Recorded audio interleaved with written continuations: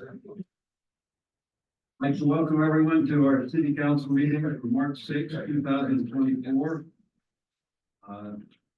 The time is, we're just a little bit late, a little bit after 6 o'clock.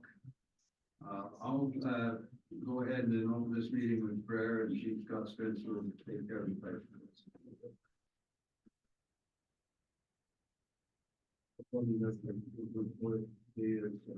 Body of the city council and citizens of Payson City, we so thank you for the next question. Thank you for living in Payson and for living in Utah and in the United States, and for the freedoms that we have and freedom that we want to protect.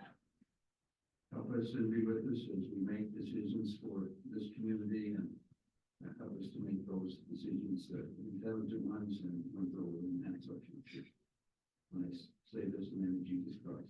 Amen. Amen. Jesus, thank you.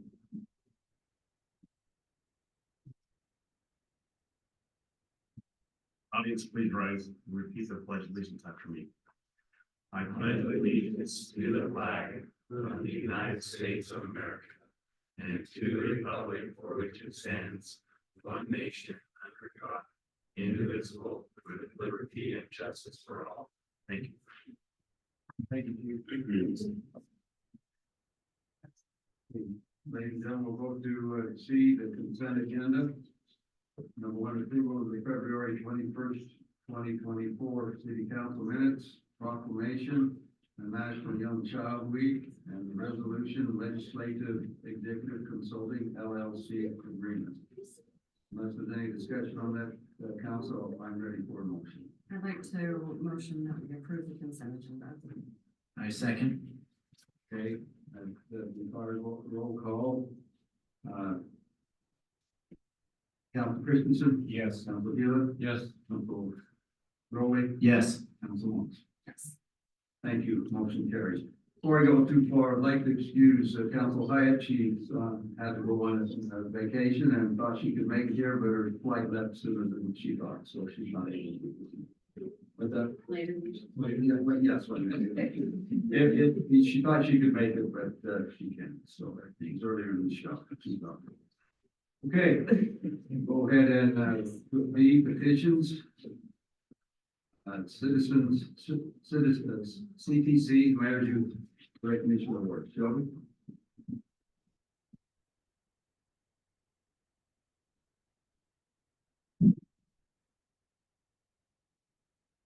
When your name is called, please come up to receive your award. From Mount Nebo Middle School, we have Kimber Cornwall. Teachers have said Kimber demonstrates kindness towards her peers and teachers. She is a diligent worker who strives to do her best in all tasks and eagerly offers assistance to those in need. Kimber is an awesome student with a capital A. She is full of excitement, curiosity, and kindness. She's willing to help out when needed, especially helping her peers. She is ready for a challenge and works hard to conquer any obstacles in her way. It is always a treat to have Kimber in class. From Payson Junior High, we have Stetson Wetzel. Teachers have said Stetson's commitment to service is unparalleled. He consistently goes above and beyond, offering assistance with a genuine smile and a kind heart. Whether helping a classmate understand a difficult concept or participating in community service projects, Stetson's selflessness and compassion leaves a huge mark on those around him. From Payson High School, we have Juan Rivas. Teachers have said Juan is an absolutely amazing person. Even though English is his second language, he is always working hard on his assignments and making sure his work is done as well as possible. He's also such a positive person. Whenever we see him throughout the day, whether in class or not, he is always in a good mood and always has a smile on his face.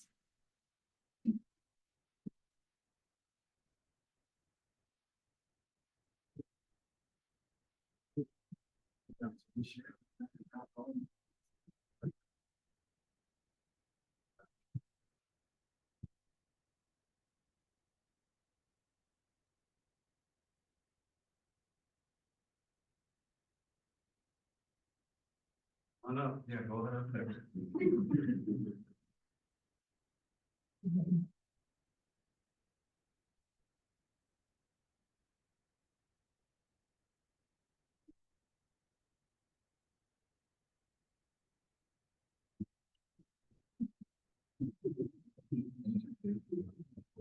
You good?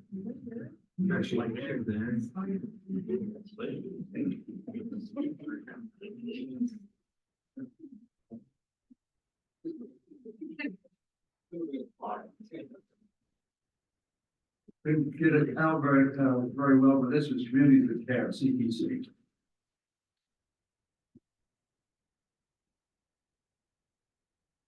Would like to go ahead and open a public forum. Anyone can speak on a subject that's not on the agenda. Please be cognizant of the time. So we'll go ahead and open the public forum.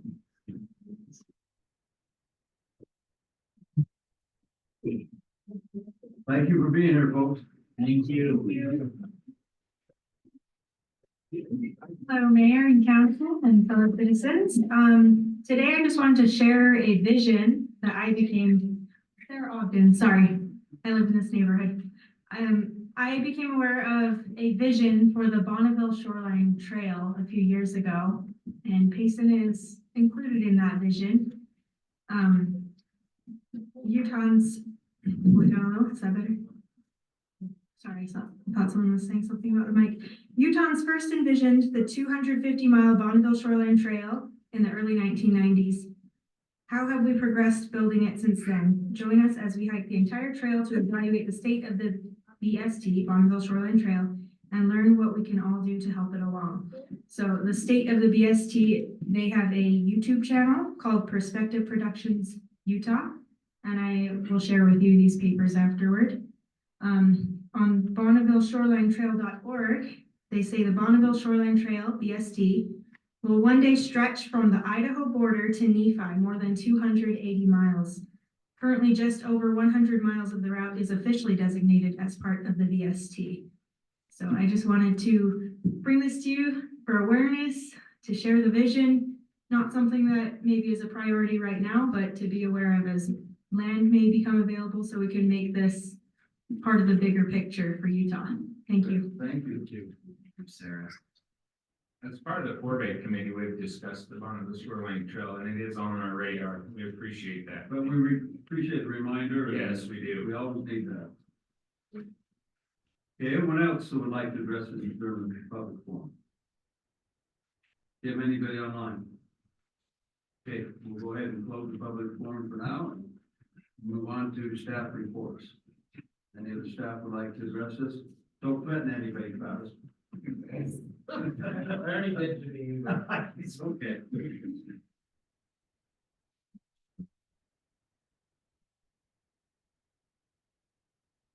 Mayor and council, it's nice to be back to city council again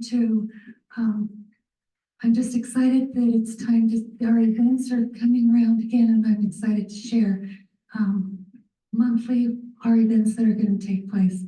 So in March, we'll have our Easter egg hunt. This is March 30th. It's at 10 o'clock in the morning, and it's at Hillman Fields, just right across from the high school, of course. And we separate the 4 different courts for different age groups. So if you plan on coming, if you come at 10:02, it will be over. So make sure you're early. Just a couple of other things.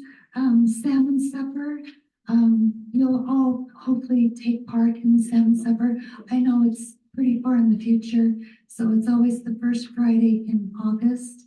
So most of you will probably be cutting fish, but if you don't want to cut fish, I do need help in the souvenir booth this year, and that way it's a fun time to meet new people and talk to those in Payson who will come and chat.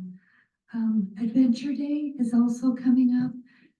That will always be the first Saturday in June, so June 1st this year, and I do need help with that event also. We have a lot of fun activities planned, but I do need people at different locations just to make sure things aren't broken or people aren't hurt, or I just need an adult at certain locations for that. So that we have a lot of fun things planned for that. So my office, for those Ryan and Ann who don't know me, I'm at the Patini Museum, so that's another huge responsibility I have besides doing the events. museum is rented, dance classes, music classes. We have homeschool in the museum now. So, and then different activities that the museum or auditorium has for rentals for our Payson people who want to use the auditorium, the Daniels room, or the music room for rental. Brian Hewlett's been great as the city council representative there, and he's helped us a ton along the way.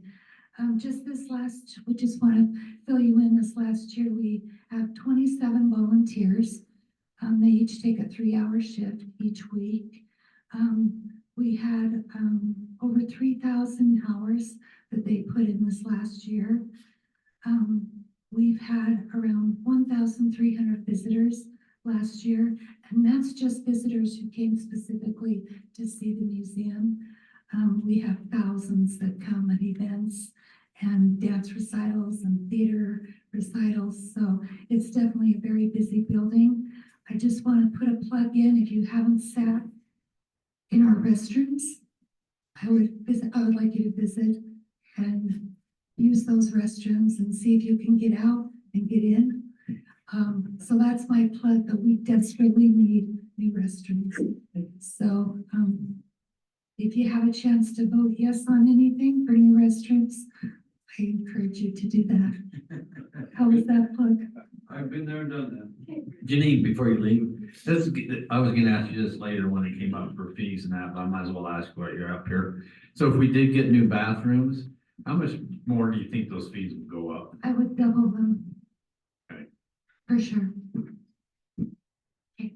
And Janine, could you restate and clarify the Easter egg hunt for me? It's Sure, March 30th at 10 a.m. at 10 at a.m. Hillman Fields. 9:59 and Yes, 59 and then seconds. what's the location? So Hillman Fields, just right across from the high school. Okay, So I set it up in 4 different age groups. And our fire department is great to come and help and blast the alarm. And I have this year, the drill team will be helping. So that's always fun. And businesses have kindly donated baskets, bicycles. So it's really fun. awesome. But yeah, literally by 10:02, we're going home.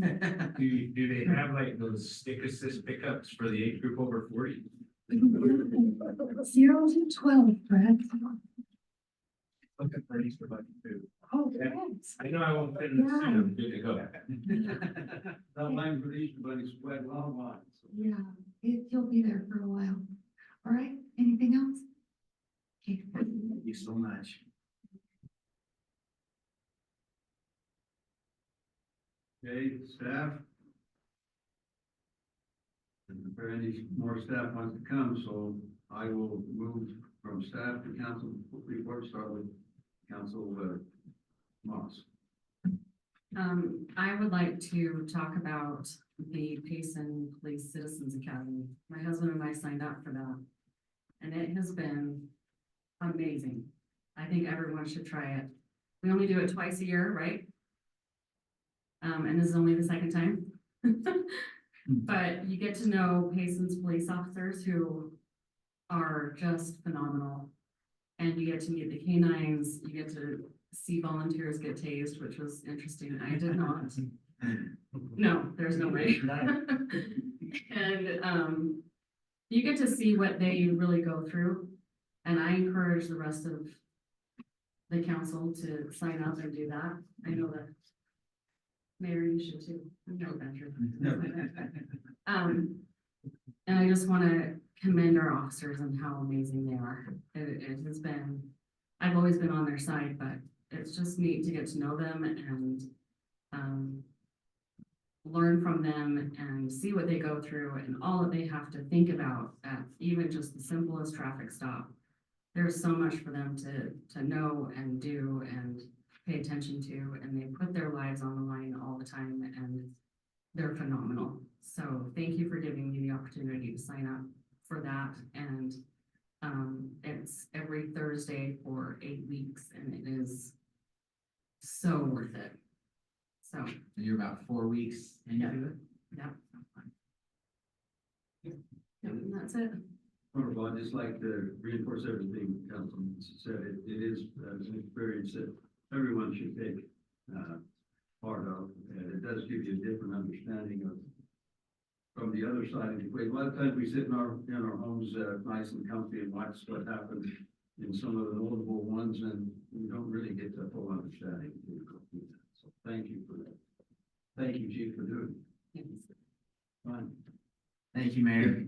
I'm so impressed by the youth engagement in our city and the opportunity that we have to recognize them like we did at the beginning of this meeting. I'm thankful for Shelby for the work that she does with the youth of our community.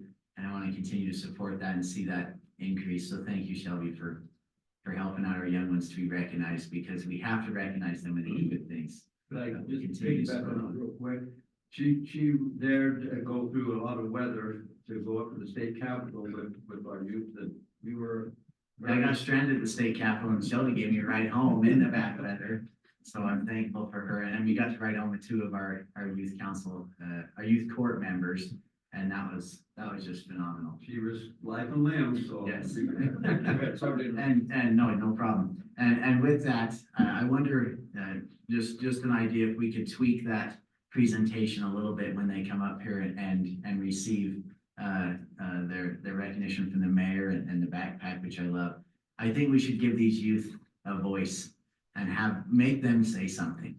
And so I would love for them to step up to the microphone and say, hey, I'm Ryan, I like this, I'm in this grade, and just say just 30 seconds about themselves and just give them a little bit of a voice, not asking them to give a speech, but just to say, tell us who they are, we can hear it in their own voice and what they like to do and how old they are. I think that just add an extra little element to that. So that's just a loving suggestion. Just throwing that out there. I'll be watching next time to see if it happens. Yeah, it's not mandatory yet, but yeah. And then I'm just so thankful for all the Payson city staff, and as winter turns into spring, because I have to look at Travis a little bit on this one and put him on the spot. And we have a lot of construction that will be coming. A lot of trucks coming in and out of construction sites, and Utah Avenue on the frontage road by I-15 by the new M-Tech. And so let's just make sure that whoever's responsible for keeping those streets mud-free does their job. I know it's an uphill battle, but I have had some residents reach out to me that live on Utah Avenue and down out by the dump.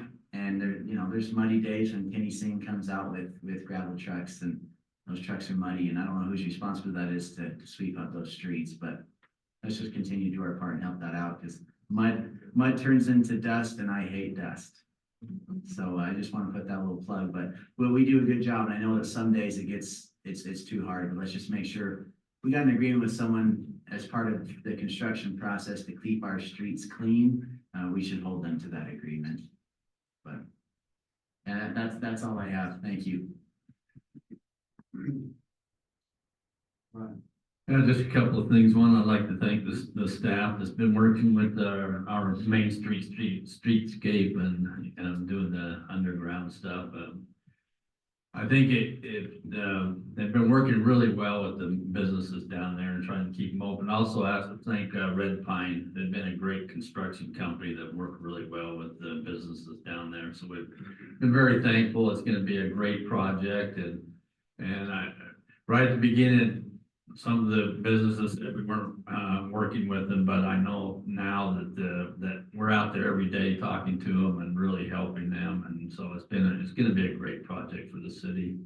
The other thing is that there's a bunch of outdoor recreation grants that are coming due in the next week. We got quite a few last year, so we'd like to apply for some this year. We're working on one for redoing some of our trails. Some they're getting a little older, but if you have any ideas, anybody on the council or anything for outdoor recreation grants that we ought to be applying for, let me know, or Carl or somebody like that, and we can work on those. Thanks, Brian. Well, I don't have anything to complain about today, so just shout out some accolades. Thank you to everybody in the staff and all that they do. We appreciate it greatly. Shout out to citizens. I joined the caucus meeting last night and I got lost because my phone was broken, and I wandered through the junior high and all the people in there, and then I wandered through the high school. And I was able to see lots and lots of citizens that had come out, and it is so nice to see people at the grassroots, bare bones of the political system that are out there doing their part to make sure that we're all headed in the direction that the community wants. And so just a shout out to them. Thank you very much. That's all. Thanks, Brett. Let me just add to Brian's comments about downtown. It is a very, very, what's the word? It's a hard project and causes a lot of stress for the city and for the business owners. And we can't always solve all the problems, but we certainly try to solve the problems for the business owners. We do appreciate their support. So I just wanted to revisit that. If I may, I just noticed our UJ Commissioner Jeff Everson like to recognize you. I appreciate you being here at our city council. So thank you. Okay, we'll move on to E, action items. Number one, the resolution utility bill assistance for active military personnel. Dave?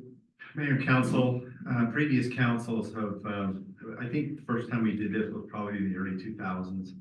I don't know if it was Desert Storm or something, but we in several cities did it at the time, authorized a discount for a resident or utility holder up to $100 per month if they're on active duty and they're deployed. Helps their family while their loved ones out fighting anywhere in the world. We updated that, I think, in 2011, the last time we really looked at it. We haven't had a lot of people, but I think there are a few people now being deployed. I think we've had 3 applications. We thought we'd put it back on, first of all, to make sure the city council is still okay doing that. We have another resolution for you to adopt. And the other thing we were proposing, if the council is okay with that we would raise that to $150 per month on the utility bill. So they can get a credit up to that amount, depending on what their utility bill is each month. And so it's there for discussion if you want to have any discussion or questions, but that's, like I say, something that I think Payson City's done since the early 2000s and updated again in 2011. And I think it's just recently that we've had a couple of people come in and ask if that program is still available. Mayor, I know I don't get paid, but I certainly support that. It's something the least we can do for our military personnel. Any more discussion, council? Yeah, just one thing is that probably a lot of people don't even know about that. I want to be able to put out our newsletter like at least once a year or something, just say this is available. Yeah, we could put it on our website and stuff like that. Like I say, we haven't had a lot of deployments recently, but I think even maybe on the borders now, I think they're deploying. I think there's a regiment in our area that's being deployed. So it goes in spurts. Sometimes it does, sometimes it doesn't. This is the least we can do for those that serve our country. And so the idea is it's $150 per month that they would get off their city bill. Is that the? Yeah, if their bill ended up like in the month was $200, they would get 150 off that. If it was only $100, they'd pay that month's bill. It's up to that amount. Well, bless them. I don't have a city bill that's under $100 too much. I guess the only thing I wonder is 150 enough? I guess it'll open that discussion for the council. Yeah, I mean, there was nothing scientific about that. It's just it hadn't been raised for quite a I while. just know that utility bills and everything's cost. Yeah. more. So, and not like this would be for the whole city. This would be for select few that are gone serving active duty deployments. So I guess I just open that up if anybody has. Any discussion about increasing that amount, council? Or should we just stay at the 150? Depends either way. I'd like to see it 170 as I think about it, but I'm fine either way. It is a nice benefit for them. They still have their employment now. It's just a perk for them for serving. So, but I'm fine either way. a perk for their family that's at home particularly, right? Yeah. How many are usually deployed at a time, do we know? I don't have the We want to come up to the microphone, please. Then raise your hand. And I sign can call on you. it, ASL. I think we have 3 current applications, but I'm not sure how many back in the day, Cheryl, that we had them time. Give her raise your hand. I know. Right now, we have 3 applications, or 3 orders. They have to bring in a copy of their orders. In the past, I think the most we've ever had is about 6 at a time. So it's not very many, but they usually are deployed for at least a year. So it'd be at least 12, maybe up to 14 months that they would get that credit. Yeah, maybe that's something that did happen. Well, we have a lot more deployments, but in the past. If they used to do the draft, we'd be upside down in a hurry. But it's, This is just for the called up, and that's like national Yeah, guards, so if not they're like active, right, but they're I mean, if active there was, duty and yeah, they get deployed, we generally don't do it for them. It's for the people that are in National Guard. So they have a regular job, then they're in the National Guard as well. So if they get deployed, they don't have that regular, so this Salary for this the is regular only job. for Utah National Guardsmen. correct. Okay. Well, definitely in that case, I think we should up it a little bit. I really So, do. you know, our bills have gone up quite a bit since we started this. I mean, sewer alone is. Why don't we raise it to 200? 200. Because our bills are a lot. For them. Well, that's, do you want to put that in a motion? Well, I haven't seen any facial expressions, but. Either way, Well, we can. because 150 is almost not enough, because our bills have gone up so much, and 170, I'm like. I try to, my bill, I'm pretty conscious. I keep it right under, just under 200 pretty easy if I'm conscious about lights and power. I'm not charging a Tesla, thank goodness, so. No. But, no, I think we should increase it from just a little higher than 150. We feel strongly about 200. I go there, but I wonder, I do feel strongly about 200 because they get called out, they're away from their families, they go, like right now, they go to the border, it's not the safest place. And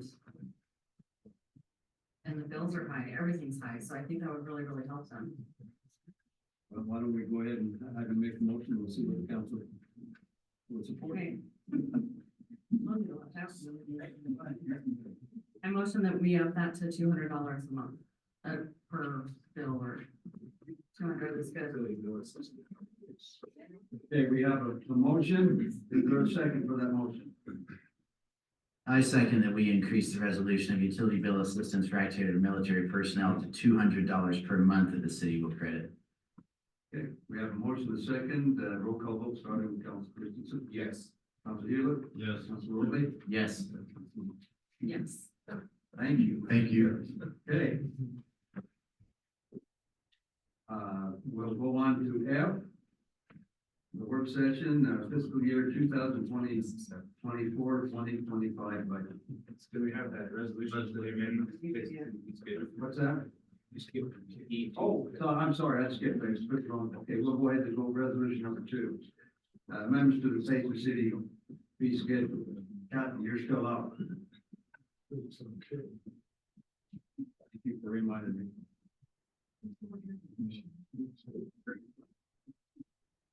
I won't go over these in detail because I'm sure you've had a chance to look at them.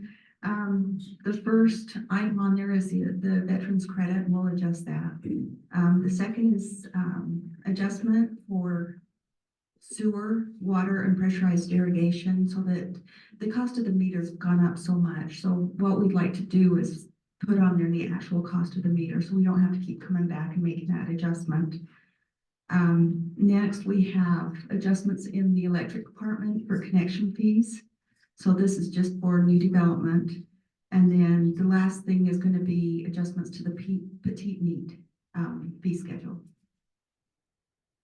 Do you have any questions? Any comment, Council? On the motion? Yeah, we do. I was trying to check real quick, that was, none of those were utility bill fees, that was all Connection fees, connection fees, other than the credit for the. veterans, right? Yeah, we can't be giving away, buying buying stuff for $20 and selling it for 10, you go out of business. Okay, ready for a motion? Yeah, I'll make a motion to approve the amendments to the Payson C fee schedule, but with making $200 for the utility bill assistance for active military personnel. I'll second that. Okay, I have a motion been seconded, roll call vote, starting with Council Moss, Yes. Council Rowley. Yes. Council Healer. Yes. Council Christian. Yes. Thank you. Now we can go on to have the work session. Were we gonna do that in here, this first part of it, or? I'd like to move the meeting into the RC room, the West Development, with no property. So we'll see everyone in there. Okay, I'd like to welcome everybody back into the developmental review committee room. We'll go ahead and start the work session and put some time over the day. So Mayor and Council, we have two work sessions we want to talk about a little bit. As far as the budget goes, in May, we have to adopt a tentative budget. That doesn't mean it can't be changed, but May is a tentative budget. And then whether we do a truth and taxation hearing for property tax, or whether we just go to the regular budget process, we either have to have the final budget in second meeting in June, or if we do the truth and taxation process, it's in August. So we still have some time. We're gonna start doing some work sessions just to talk about different segments of the budget and allow you guys to see and ask questions and work on that as well. And then I asked Sean also to talk about a proposed new generator plan with some generators. We're still working to try to make the electrical department balance their budget. And this makes it a little more difficult if we, with this debt, but we're working on things. We're happy to share whatever we're working on. We've met with all the departments.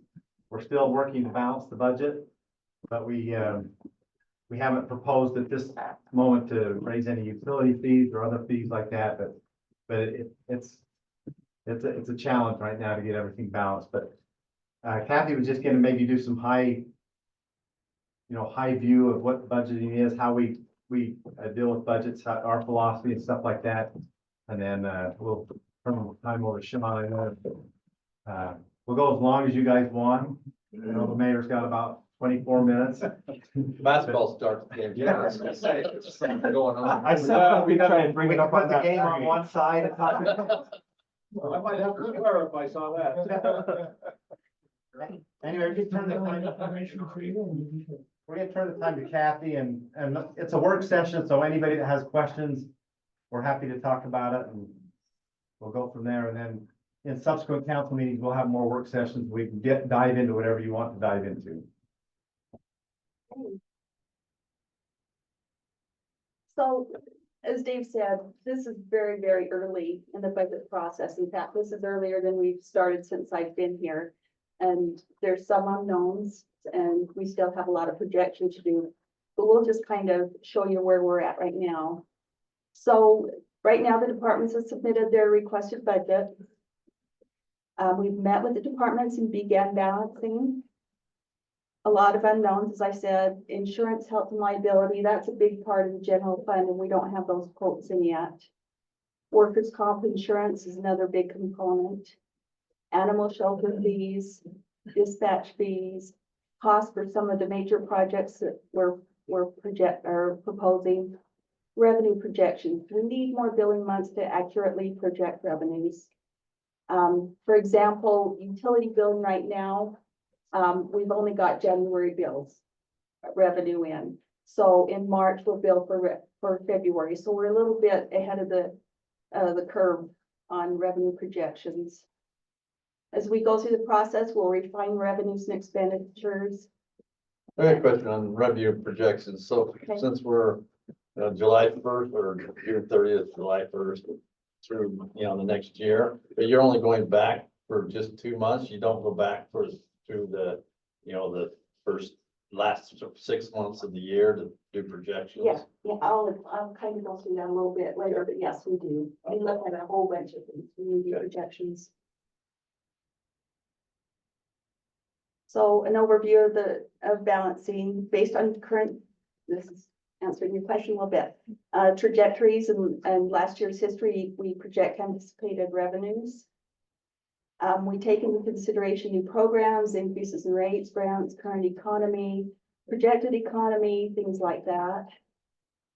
This is kind of an example of some of the things we look at. I send out monthly, a good representation of the revenues in the city, so you can kind of see year to year where we're going with some of these things.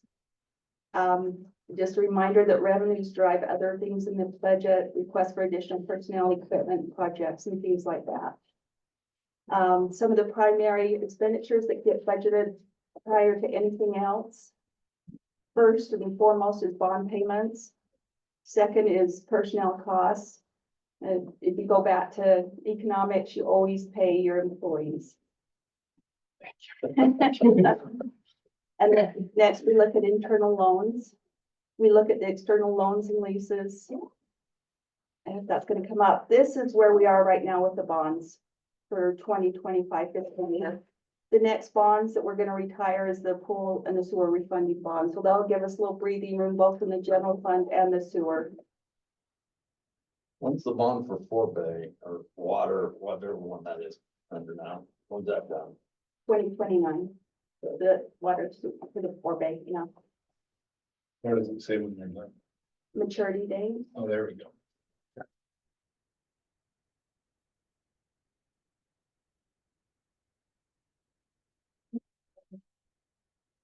Oh. Oh, I needed it. We'll try again. Revolving loans. So Fund 71 is our internal loans to other departments. This finances vehicles and some equipment. Generally, we amortize the loans over 5 years at 3.5%. The one exception being the RV Park project, which we've amortized over a longer period. Interest bills and loans are repaid in the revolving loan to allow future expenditures. Evaluation of proposed vehicle turnover is driven mainly by the vehicle maintenance director. How is that program going? It's doing pretty good. It's doing pretty good. I mean, I just, One of the things, and I just wanted to put a plug in on that, probably about 12 years ago, 15 years ago, most of our loans came through Zions Bank or an outside bank. And we had a revolving loan for small business. And we kind of got burned on one of the small businesses. And so we kind of discontinued that. But we took the rest of that money and put it into this revolving loan for equipment stuff.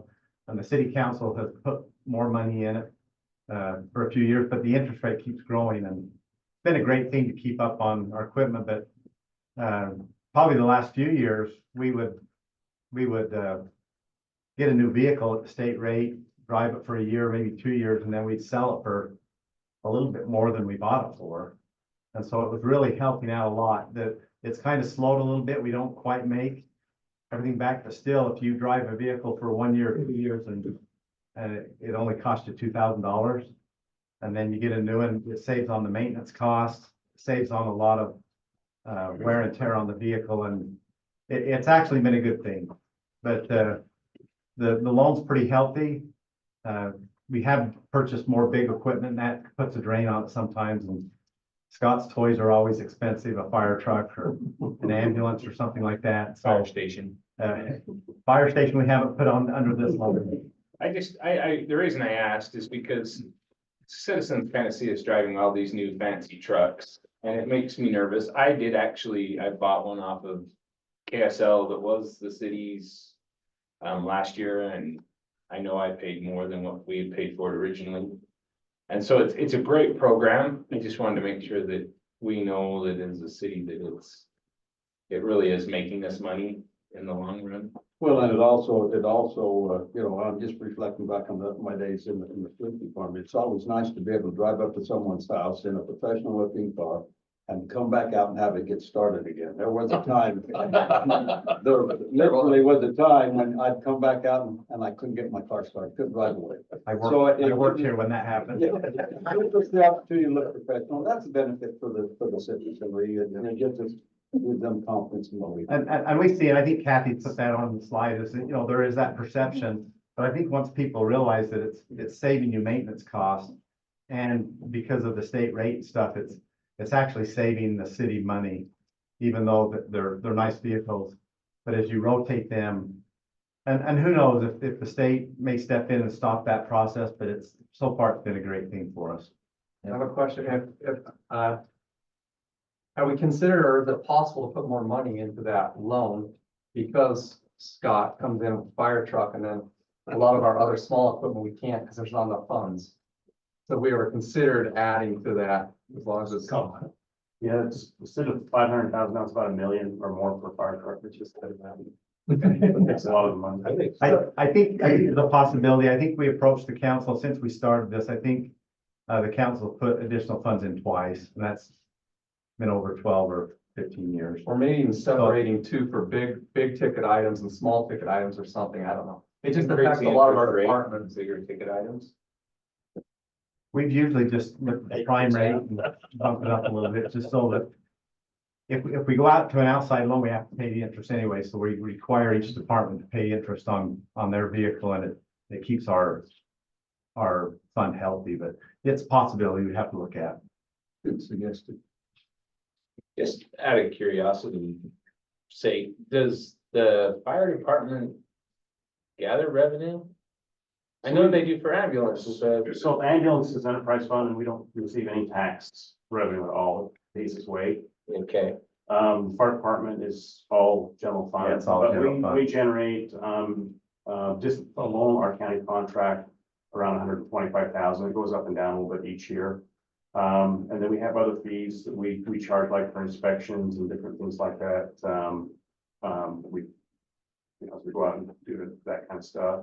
I just didn't know if when you pull onto a site and you fight a fire for hours and hours, if you build their insurance to cover that. No, it'd really be kind of a double tax, because they're already paying for it, but what we do is like on a car wreck. We can't bill for the equipment or the manpower, but we can bill for the supplies we use to do that. We've done that for a long time. Okay. So for claim costs and stuff that way. That's one of the reasons we may get into that a little bit in the presentation, but that's one of the reasons we transfer from the enterprise funds to the general fund, because the police, we can't charge people when they get called out on a call. Right. Fire, the general fund departments, they don't have the ability to make revenue. And so a transfer from the power department, I know they don't like it either, but the thought behind that is, and Provo's probably the one that really mastered this, but the thought behind it is there's a lot of tax exempt entities like the churches, the schools, some of the big entities that don't pay property tax, but they do pay utilities. Right. And so we take some of the money from the water and the power and the sewer, and that helps fund the general fund, because they don't have the ability to create revenue for themselves. And so and Provo City, like I say, a lot of their property in the city's tax exempt, with BYU and a lot of the church property, school properties. And so they've done that for years, and we piggybacked on that about 10 years ago and said, and it is true. It's not like it's a made up thing. It's like you don't get the tax revenue from property taxes to help with some of these bigger agencies. And so I know when I first got on the council, they looked at doing it, and in order to fix it and take it back down to where those accounts weren't making any money, our property taxes would have to go up a few $100s a year, for everybody. So I know what I'm time, not arguing, I just curious. yeah, but some of our general fund departments, they have a hard time creating revenue because they're more of a service. Okay, I'm sorry. Good. I'll just point out, this illustration is just showing that each of the loans that the departments take out are treated like a loan. They get an amortization schedule, they pay it back with interest, and that helps replenish the loan. And I think we pointed out everything that's on their personnel costs. So in personnel costs, we have our base pay, we have potential rate increases based on surveys. We take into account the economy, available resources, surveys of other entities that's conducted by Human Resources. We strive to be competitive to retain current employees and attract and fill new qualified people for positions. Payson benefits are comparable to other government entities. We provide health insurance, Utah State retirement, vacation and sick. Currently this year, tentatively, it could change. We're trying to put in about a 4.5 payroll increase, but we'll have to refine that. This year, there was a bill passed, that we are gonna have to hold an additional public hearing on all increases. I don't know exactly everybody, the department heads. Excuse me, department heads and administration and everything like that. So I thought it would be prudent to ask Melanie to kind of go over how she proposes the rate increases and how she gets this information for the ranges and all that. Melanie in front.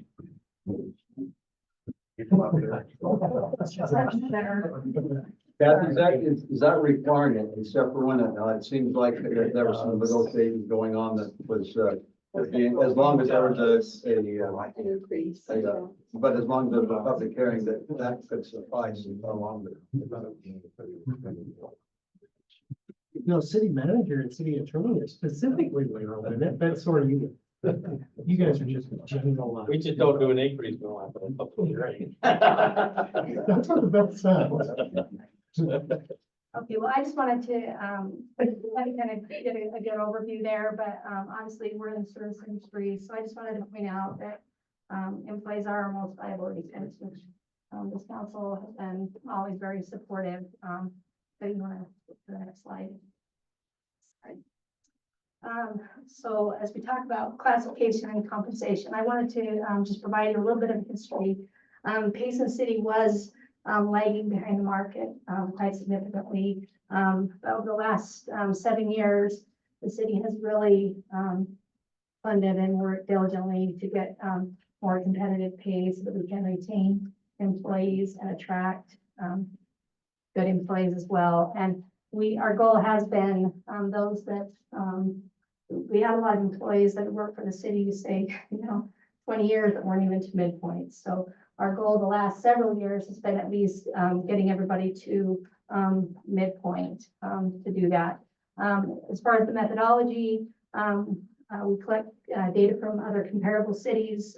We benchmark, and I kind of skipped, but we create job descriptions, we evaluate job descriptions and benchmark those against other like jobs.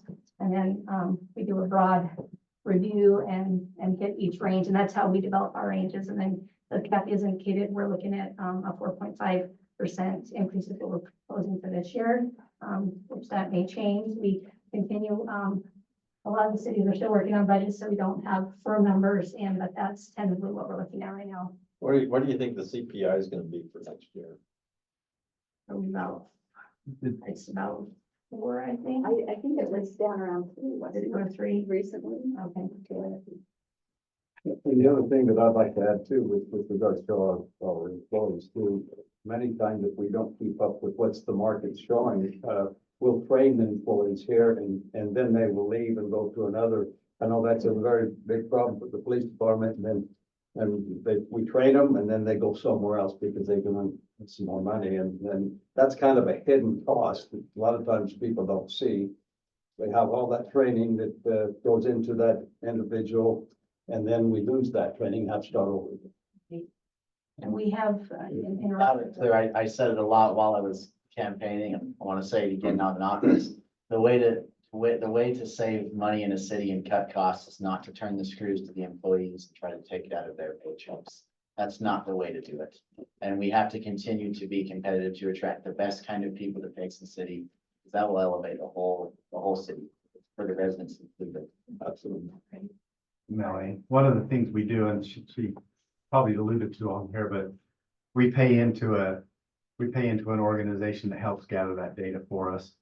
I don't know if that company's it's called. called TechNet, and yes, and it's all of the cities and counties, well, not all of them, but a majority participate in that, and we meet annually with that group, and we do like you match jobs, you go in and you match like positions. So Yeah, and we also, I just got an email today from one of the cities, it might have been North Ogden, but he put out a spreadsheet, said, hey, can you kind of give us an idea of what your city's looking at? So we try to gather information from city manager organizations, from TechNet, from different places, just so we can see if we're keeping up or if we're losing. And I can share that with you too. Once that form gets filled out, it'll give you an idea of what other cities are looking at anyway. And as the mayor said, I mean, we have had difficulty, we still have some open, public works, positions, at CDL, and some of the requirements with obtaining the CDL change. So anyway, some of that, it makes it very difficult to recruit and get people that we need, and we've held out, because we have to have certified people who come in and do certain positions for sure, so. So can we get NIL and keep people out of the Did you see what the legislature said? And then, Public agencies can't be involved in. and then the last, I just wanted to highlight, you just say retirement, this year they, added an increase, so the, budget does include a 2.14% increase, for tier 2, public safety personnel that, the city will be picking up. So just wanted to put that out. Thank you, Melanie. I appreciate you. And just a comment, Robert looked at the CPI, it's 3% right now, so we were right on the mark with that. Requested budgetary items. So in our budget process, we use a modified zero-based budget process, meaning we expect most items to be justified with the exception of a few items. We add department requests as the budget can bear, operational items, new capital items, and then we project some operational items based on previous use, such as natural gas, fuel, utilities, cell and telephone costs. Budgeted use of fund balance. We have balanced the budget, the general fund, based on the projection of revenues and often with fund balance. The past 4 years, by the end of the year, actual revenues have exceeded expenditures, and we have not used fund balance. General fund balance is limited to 35% of revenues. Excess accumulated fund balance for the general fund is transferred to the capital improvement fund to allow for allocation. This is actually what helped fund the downtown project. It's really a nice thing if we can do it. What percent are we on fund balance right now? I don't know, I couldn't tell you. It's gotta be close We to haven't- 35. Yeah, we haven't hit the end of the year, but we're doing very good in the general fund right now. Some of the items that reflect use of fund balance budget when we do the budget, but we don't often expand, is projects that can't get it completed by the end of the year, plans and studies, and equipment purchases. Often we can't get the equipment prior to the end of the fiscal year. So those things we've budgeted for just rolls back down into fund balance, and that helps increase the fund balance. Yeah, one of the challenges we've had recently since COVID is like even the fire truck. I mean, Scott's paying for a new fire truck right now, but he ordered it. It's 3 years to get here. So it's hard to project out 3 budgets, you know, without getting equipment and some of the power supplies for some of our developments. I mean, it's 3 years out to get a transformer. And it's hard to project. And so we do our best. And like this morning, I told Kent, go ahead and order this cat for the landfill. That's going to be a next year's budget, but it's going to take a long time to get the vehicle here. We kind of have to make some assumptions. We're not trying to overstep the council, but if we waited till the budget's adopted, then it could be 3 years after that. And so there's a little bit of our best guesstimate on some of these things. But the reason I wanted, and Kathy went over this a little bit, is sometimes you look at the budget and say, well, you know, you're proposing to use $2 million out of the general fund. You're not, the revenues you're generating are not covering what you're proposing to spend. And that's not a good practice in your personal budget. You don't want to spend more out of savings than you have, but in reality, what we've done is we've been pretty conservative on all we've done. So yeah, I think it was the last 7 years, we proposed to use some fund balance, but at the end of the year, we never use it because our expenses are less, our revenues come in maybe just a little bit stronger than we projected. So I think we've got a pretty good track record. So even though you see it, don't get alarmed saying, hey, why are you using some of your savings account to balance your budget? Because at least the last 7 years, we haven't had to use it, even though the council approved a budget that that dips into your savings a little bit, so. Yeah, as long as we continue to be conservative and that's good. If you guys are really, really overshooting things on what income is and Correct. as well as what the expenses will be, overestimate what the expenses will be and underestimate what the incomes will be. Always conservative, always. Yes. And we've actually built that fund balance up 10% now for 4 years. Yeah, and we've transferred some to the capital projects fund to help with that out too. And I'll be sending out financials probably tomorrow, and you can look on the financial percentage, you can see that on our major, like sales tax, property tax, we've almost hit our budget, but sales tax, we're right in line, so there's some unexpected good things, and I'll talk a little bit further, but like, we had no idea that interest rates were gonna be as high and sustained for so long, so our interest rate really is propping up a lot of the funds. It's a good thing right now. It's a good thing. One of the things we wanted to put you on or make you aware is we're considering reducing the transfer from the electric department to the general fund. This will affect general fund balance, and that's kind of, Sean's got some projects and we're trying to balance the electric fund. Just the new guy gets what he wants. We're giving it some leeway now, but I don't know, I might have to. So this is kind of what David has spoken about. If you look at the net revenue, at least from 2020 on, we've had positive net revenue, but we've always budgeted use of fund balance. So. Oh, heavens. Sorry, that's the wrong thing there. Okay, this is kind of nuts and bolts from the state. The purpose of the fund balance is to provide working capital to finance expenditures from the beginning of the budget period until property tax, sales tax, and other applicable revenues are collected. To provide a resource to meet emergency expenditures, to cover a pending year excess of expenditures over revenues from an unavoidable shortfall of revenues. And this also applies when we do budget adjustments. So, and the new council might not be aware, occasionally we do our best to anticipate budget needs, but occasionally through the year, something might come up and we'll bring forward a request to consider a budget adjustment to allow things to go through. Any fund balance in excess of 5% of the total revenues of the city general fund may be utilized for budget purposes. So that's what we do, is kind of. And to do a budget adjustment for the new council, it has to be a public hearing. You have to go through the same process as adopting the original budget. Public hearing, let the public come in and comment in if they want, and it's just open as you make that decision. So overhead indirect services. These are allocated expenses charged to departments and funds to cover the cost of services that the department or fund would otherwise have to go external to the city to receive services. And that's things like legal services, human resources, accounting, billing, mayor and council time, vehicle maintenance, IT, engineering, building maintenance, and development services.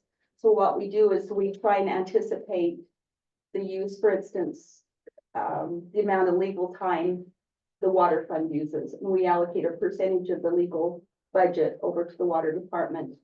Each fund, each enterprise fund is its own, technically looked at as its own business. So it's supposed to be self-supporting. So if we didn't provide these services, the fund would have to go outside of the city to provide those services.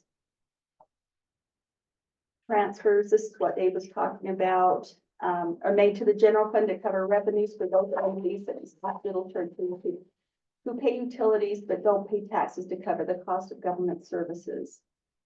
An annual notice is made to the citizens through the utility bills as per state code to let the citizens know that we are transferring funds from the enterprise funds to the general fund. Okay, this is kind of the overview. This is the structure of the general fund. It's kind of funny. If you look at all these funds, they all roll up into the general fund. So when we say we're going to use fund balance in any of these funds, it's general fund balance is being used. What we're seeing with our economy. First of all, we're going conservative on our revenue projections. And most departmental requests have been very conservative also. We've kind of talked at management meetings and stuff, and so the department heads do great. They are conservative anyway, but their budgets are just great. So just looking at a point in time, although sales taxes increased over last year, February sales tax based on December sales are down 6% over the previous year. Makes us wonder, is discretionary spending going down, or is the economy tightening a little bit? There's a little bit of I don't know, we're trying to put some meaning to the numbers a little bit. Building permits are down 37% to date over the previous year. Water connections are down 30% to date. Sewer connections are down 20%. The good thing, golf course fees are up 29%. And they. Yeah, their water, but they'll still take off. Yeah. Prioritize. And use of the recreation programs are up. I won't go through everything. You can kind of see where they're going. Water impact fees are up. That's the only impact fee that we have that is actually up over the previous year. We recognize that there are some approved developments coming, but we can't be sure that that will happen in the next fiscal year, or if development will be sustained over several years. That's another reason we go a little bit conservative. We know that developments have been approved. We just don't know the timing of when that revenue might be coming in. And it looks like builders are hitting the skidders a little bit more. Yeah. We'll see what the spring and summer brings, but they're pretty hesitant to start building right now. The legislature did authorize a few things that will help developers. So and I think the reason why the legislature did what they did is to try to move these housing projects that have already been approved. As far as that goes, there's just nothing happening on the land. And so, I mean, I think statewide there were 50,000 approved lots that haven't been used. And so there's now a loan system that they can do fund infrastructure. There's all kinds of things now that hopefully will open it up to maybe reducing the price of housing a little bit, at least for first time buyers and stuff like that. Okay, rates. As I mentioned before, interest revenue is up. This has helped many funds, including the general fund. Some economists believe the interest will decrease or level off this next year. This is kind of different from what I read today, but 3 days ago, Morningstar said that we project the federal funds target rate range will fall from 5.25 to 5.5 currently to 4 to 4.25 by the end of 2024. And then it'll continue to go down. I'll move that one.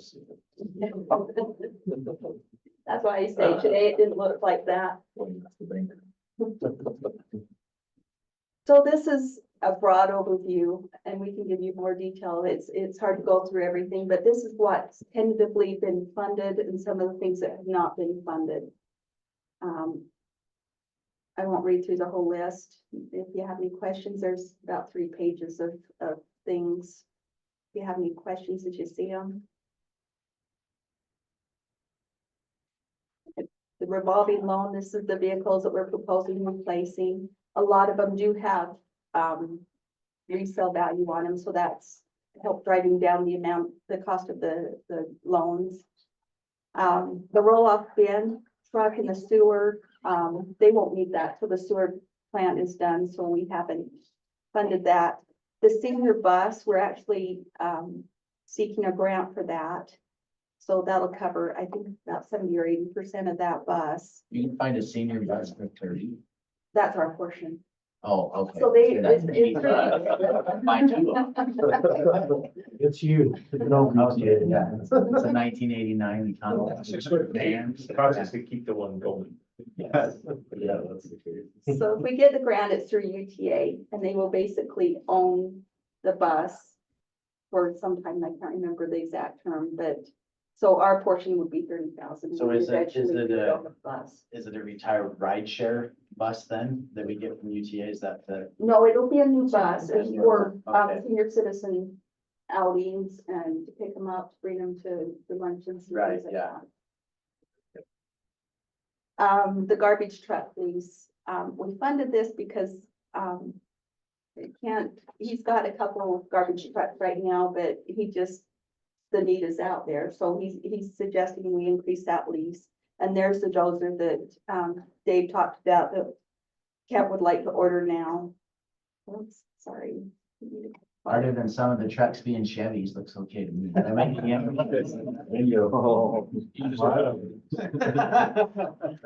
And here's some more. We do have the curb and gutter, 300 in the storm drain that the council has requested. The road feasibility study, some things for the swimming pool some of the equipment there is rusting out and going bad.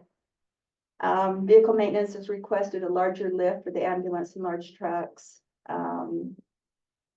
What's the curb box and inlet repair? I don't know, Travis. You know what that one is, Travis? Just curious what that is, Mike.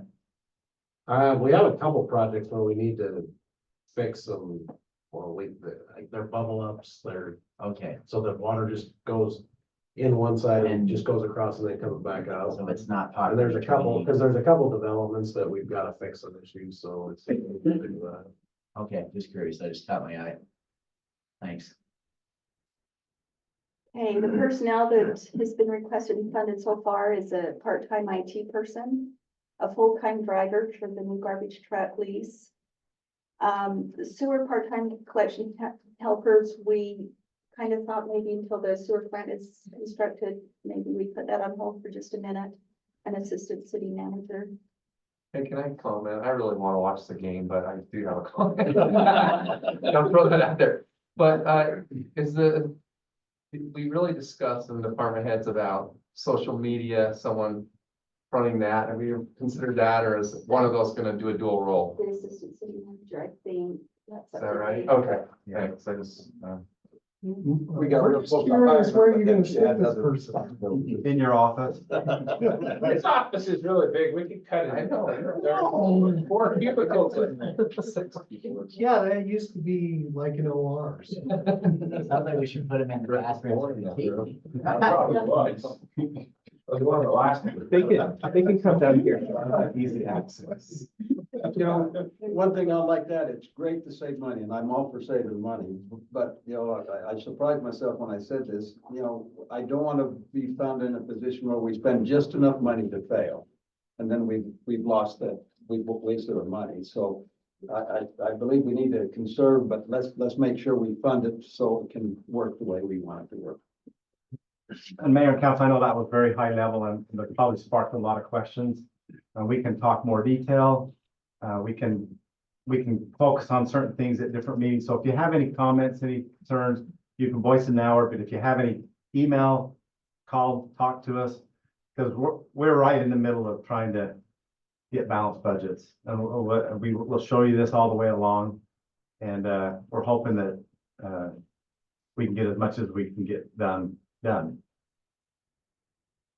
Any questions on budgeting before we turn to the big money? The new guy, that's all we want. You know what, I told him thanks before the meeting, because it was really nice driving through Spanish Fork and Salem and seeing that there were 10,000 homes that were out of power the other day, and I got to Payson, everything was lit up, nobody even noticed. People wonder why we stick with our own power company, and that's the reason. I still have power. What? I live in Spanish, I still have power. You were probably asleep. Thank you. Well,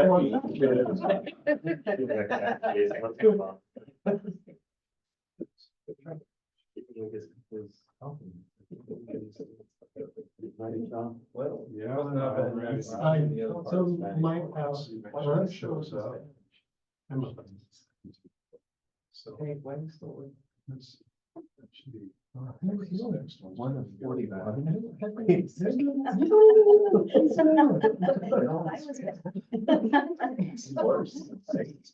I was in a meeting like this back in Springville and Mayor Packard, he wanted to end right at 7. And I had about a 30-minute presentation. These other people gave there and he goes, you have 2 minutes. Like, okay, so I opened my slideshow and I went to about slide 15. That was, I needed $16 million. And You said, okay, so then we stopped, it was 2 minutes, so, anyway, it was kind of funny, and then reiterate kind of what Dave was saying, BYU, you know, they have their own power plant, and, they use the waste heat for cooling and heating of BYU, and they took out their coal plant, put this natural gas fired turbine in there, and they spent a lot of money. I've heard around 70 million.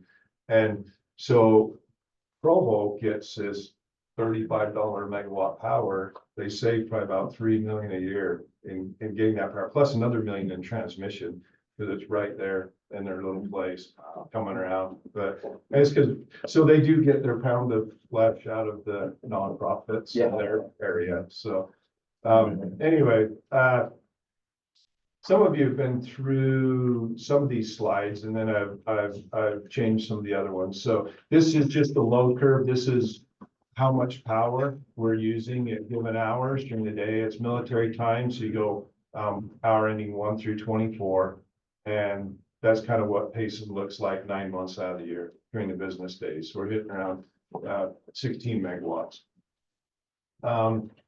This is what your Julys look like. So you're clear up, you know, 34 megawatts.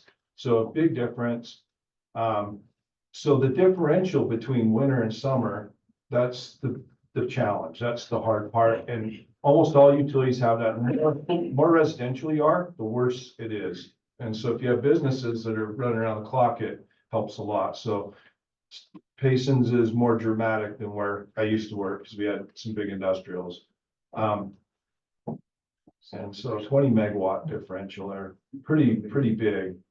The three kinds of power, when we talk power, when we buy products, is base load, intermediate, and peaking. So it's just when it shows up. Base load would be like your nuke plants, your coal plant, stuff that's around the clock, or a nice BYU gas plant with guys that are 24/7. This is the market volatility that we're starting to get as the time goes on. So you all heard about last year. I mean, a lot of the utilities lost a lot of money because they had to go buy this power on the market. They were exposed. And some utilities didn't lose as much. And so it racks up in the millions of dollars really quick. I had heard one of our neighbor cities lost, I think it was 14 million in 1 month, north of us. So they weren't prepared to have market exposure. Sean arranged a tour of the Lehigh facility, and Ann and I went there and got an earful and an eyeful of how volatile it is. So thank you for what you do. Yeah, it's a scary thing. So my whole life revolves around trying to avoid risk. Whether it's electricity or markets or just loss of money. This is what our resources look like right now. We have that 7 megawatt long-term contract. So, and we have the Payson power plant at 7 megawatts. So we're about 27 megawatts. And now is Hunter going offline, or is it staying? I don't want to. Hunter's having a hard time because it doesn't have coal.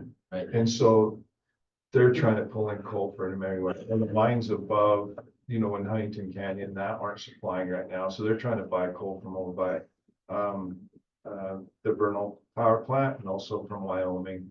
They're trying to get any coal they can. But do you think we can rely on that for? No, No. Okay. but We need to just hijack some of the coal that's being sent overseas. yeah. But the Wyoming coal is not as good as Utah coal either. No, it's got more overburden, less BTU. And the Utah coal is really nice because it grinds to talcum powder and just, it's very explosive in that manner. This would be what it would look like if we did 6 engines in the Payson power plant, 6 new engines. Get up to almost 37 megawatts, and that it put us up around that level for covering our current loads. That's not right growth necessarily, but it would cover the majority of the days in the summer. You know, they're 95 and below. When you're hitting, it's interesting because you just start really climbing at 90 degrees and up.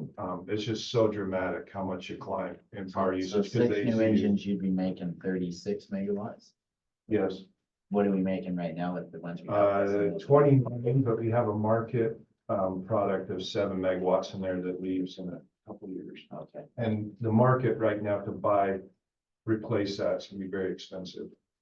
So just back up one right there if you could, right? Just curious, if we raise our baseline, so we're buying 22, and that's our contract, we can get it for cheaper, but if we're over the top, it's kind of wasted money. Is that my understanding? What you want to do is you have to go back to that one that says intermediate base load and Right. peak.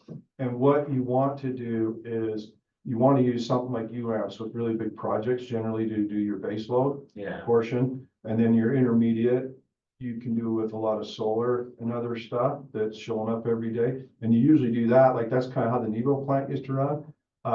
Your peaking, you kind of want to take care of yourself if you can. And so it's a balance because you can mix some solar in there and stuff. But what's interesting is the most expensive hour of the day used to be hour ending 17 and it shifted to hour 20.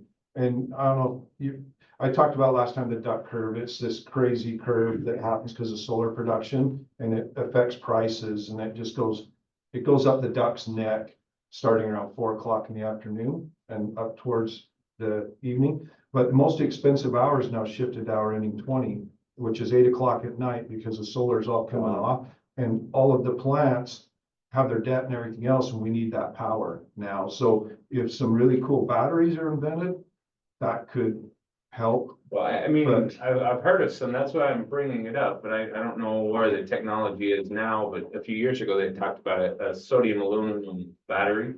That was an exothermic, so they got hotter than Hades, but you would actually you would take and make aluminum ingots with the electricity you had, and then you'd flood it with the sodium base, and it would actually melt the aluminum and regenerate the electricity back out of it.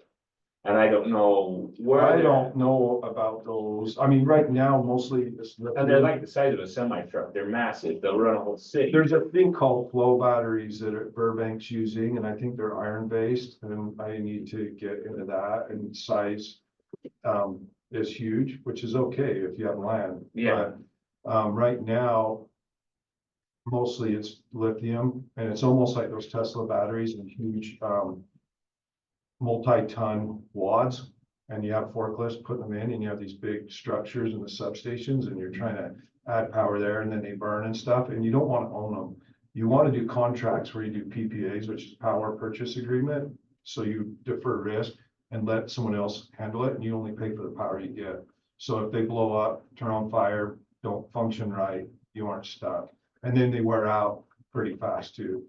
Within. Why doesn't seem like there's being an effective way? I'm just saying if we could raise our baseline, store a little bit of our own power when we're not needing it, and that kind of balance. Yeah, and that- Well, and That's what everyone dreams of. Like when batteries become sufficient, that's what it will be, and that's why our government seems to be pushing renewables so hard.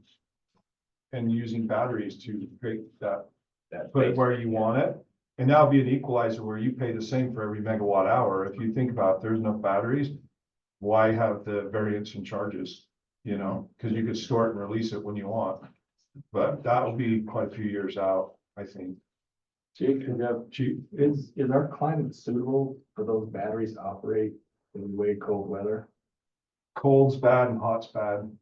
Yeah, both are bad. So, my buddies build roofs that are Tesla roofs that are battery operated up in Park City that work perfectly fine for snow melt and everything. Tesla makes the roof. Yeah, the shingles. There's so. It depends on the square footage, but more than me or you have. Park City. I was gonna say but it is not for the average American. Yeah, this whole solar thing, we'll get into that within a couple months, because our policy is not really helpful to everyone. And we'll try to address that better and make it more fair for everyone, but we actually just brought in a big solar farm called Steel Solar from northern Utah. It started showing up. They're going through the troubleshooting commissioning phases right now. And Payson will get 4 megawatts of that. And that will help with that intermediate power that shows up in the afternoons. And so, and it's cheap. It's 3.5 cents kilowatt hour. And so it's gonna be awesome. What about the nuclear? Because they just passed that law back in Washington, they put a lot more money into nuclear and where we had fronted the Idaho one, is that gonna change at all because of the money coming in from Washington now? If Washington will fund one, everyone will buy it. Because I mean, You know, they put money you saw the into bill, it. right, where they Yeah, but changed the they- rules and regulations and all that. Yeah. Moving along quicker. My vision would be, you know how the dams work, how we just paid and the government funded, built, created everything, the dams. Our government needs to do that with nuclear, because the risk is so high, it's astronomical, like what happened, you know, in the past, where I worked before, we did not get involved in that, because there's no ceiling to the cost. I tell a story, I went to lunch with these guys that worked in nuke plants on the exact same engines as we have here in Payson and Springville. And they're sitting at a table with me and we're talking about voltage regulators. We could buy a voltage regulator for about $250,000. They told me it's 46 million for them to buy one. And it's because of paperwork and regulations. And these guys were smart, you know, that were sitting with me. I was like, gosh, your job would be hard because of the redundancy, the paperwork, and they'd replace parts, and they're replacing it with the 1970s technology, like every 8 years. All the controls and everything, and keeping these old businesses going that had that, because they had to go through really extreme testing in order to prove that, yeah, this new one will function. And so our regulations are such that it's crazy. But then I look at how we give free money out to everything. Why aren't we doing some in energy? If we could spend, you know, $50 billion, we could probably build a couple, 3 plants and get some prototypes going and change everything for us.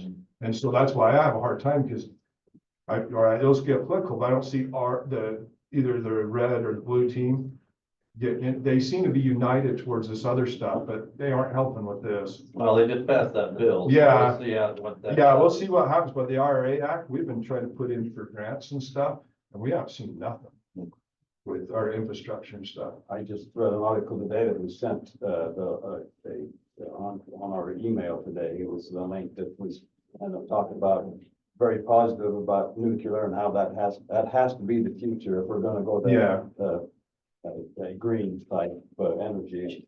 So- Yeah, that was the CEO of UAPS, and he's kind of, yeah, he's into it, and I agree. I'm just saying, it has to be done different. Us little cities, we don't have the ability, I don't think. Hey, Sean. Yeah. I looked that up, those sodium aluminum batteries, they had a big press release a year ago. That's the capabilities of them. I forwarded that to you. I think you look into it, but, Okay, and that's exactly the way they're designed. Dump a ton of energy into them and then they pull the energy right back out when you need them. okay. So I mean, as we're looking at this, I'm not opposed to this. I'm just like, Yeah. let's see if it really does help to buy twice as much power as we really need and just kind of stick it in a battery somewhere. It's in the long run could save us money. Well, and also the hope is the power we're not using, Sean, we can sell back on Yes. the grid, right? Yeah, Yeah, if you you can overload sell- on base load, you're gonna lose money. That's the strategy that until batteries come, and then you can flatten the whole thing. Right. And so if it does pan out, you know, I'm we're actually just throwing it out there. I just. Yeah, you just hear stuff. There's a lot of stuff coming out all the time, and then to see it come to utility grade fruition, it seems like it's a different ballgame sometimes. We're actually exploring a solar project right now that has batteries on site. We'll extend, so we put us in for 5 megawatts, so it'll give you 2.5 megawatts for 4 more hours. So that will help extend it to 10 at night. And that would be cool. And that makes it so you don't have to buy engines. And it'll be through a PPA for 25 years and they have to maintain the batteries. And it does drive the price up. We're like, I just talked about, we pay 3.5 cents for solar, and it's gonna drive it clear up to 6.5 cents. Put the batteries with, and just get that 50% of storage for those 4 hours. So the costs are pretty extreme right now, but the most promising thing I've heard of is that one in Burbank, but I haven't researched it enough yet. The CEO talked about it from that town. And so, yeah, but that's gonna be the game changer of everything. Yeah, the batteries are. Yeah, You know, that's all. I'm just. yeah. Yeah, and it's like, Originally, when I heard it, if it was a natural disaster, they could wheel one of these suckers in there and drop it down and run a city, you know, for so many hours off one battery. And that's the beauty of them, but. yeah, the releases Maybe are that hard, will like, help. cause that's like. With this project, we can program the releases, and there's a bottleneck with some of the electrical where they can only release up to 15% each hour. So I was like, well, can we get it all in 1 hour, or can we, all you can do is extend it past 4 to smaller units, you know? And so it seems like there's limitations to it. Okay. Yeah, but I'm excited when that happens. One of the things about this project too, is it's the least amount of debt that you can get in compared to doing a big project. So if that does happen and you unravel, you have less to unravel. Because you'll have gas hedges you can sell, and you'll have debt in a plant that you can either sell, get rid of, or pay, but it's the smallest amount possible, the least encumbered. So, Well, they keep going too now. yeah, Keep it- yeah, and you want to Play. a diversified thing, and if we can do other projects and build under it without necessarily installing generators, we want to do that. Well, and I'm not opposed, Yeah. I like this, it makes me warm and fuzzy, you know, the lights are gonna turn. Yeah. But it's something we can control, and so much of the stuff out there we can't. Yeah, that's more my issue with it. So this has just got the amounts you pay per month with the forwards. So you see June, July, August, and September over there on the left, that's the amount you pay per megawatt hour. And those products are sold, when it says high load, that means you have to buy the whole 16 hours. However many megawatts you buy, you don't get to pick and choose. So what it does is it really inflates those hard to heat hours and it lowers the other ones. So in reality, you'll pay hour 8, 9, and 10, say $35 for those hours, even in those months, but you might pay $500 for them upper hours. So what's cool about if you have your own engines and control it, you choose which hours. So you pull in that cheap market stuff and then you run at the other ones and cover your loads. And so that's how you end up making a lot more money over time, and be conservative on your gas hedge, how much you get. This is the engines that we currently have, the years they're put in. And then this was the proposed 6 of them that we were looking at, but I started getting scared. I was looking at the payments and what's going on. So we started exploring some other options. When we talked about before, it comes about $86 million versus, let's see, what's 183 if you're to buy markets looking forward. So you save a lot of money by doing the strategy that I just was talking about. Let's see. This is the sheet that, gosh, I gotta move the little thing there. So this has the financial parts. So what we did is we looked at doing 4 engines, 5 engines, and 6 engines. The 4 engines would make it where we thought 1 less transformer, 1 less circuit breaker, and 2 less engines. So it would save around $10 million difference. And so we did 3 groups and we did 3 financing durations for each one. And so that shows you the yearly payment. These are running, I think it was like about, the percentage is 4.5 and 4.8. These are all direct placement as well, because we're hoping the interest rates drop and we can refinance bond and then be locked in. We did direct placement on the sewer, on the major funding on the sewer plant. And direct placement's good in the fact that if rates drop, you can refinance anytime. If you go out on the market and do a market finance through the bond market, you're usually stuck with that interest rate for at least 10 years and could be more. And when we did the sewer one, the market was almost negligible for what the interest rate we got on direct placement. So these are direct placement rates. The challenge we're having, and as Sean said, is, if we do all 6 for 30 years, it's 2.4 million a year, the payment, and trying to make our budget balance, and even 4 is 1.8 million. Yeah. But we're trying to see what we can do to make this happen. Yeah, and this is just price of what they cost, what about installation and? That's all. That This is is all already- in. This is the and gas the line building. in, the substation, the building, Okay, very good, re-sheeted and re-insulated and new equipment. very good. I have another dumb question, sorry. So if we happen to grow like 5,000 residents, is 4 gonna be enough to? No. It's just. No, We but- can pay it off Looked at you and faster, said that? You could. So that's what, I have this hard time. I'm a conservative guy. I don't want, 4, 5, 6. I don't want to be laying out there. But I do that. If you guys saw what I drove and what I do. And I sometimes question myself because I see other guys and they're in a newer truck. They're doing more what the city's doing. And they're only losing 2,000.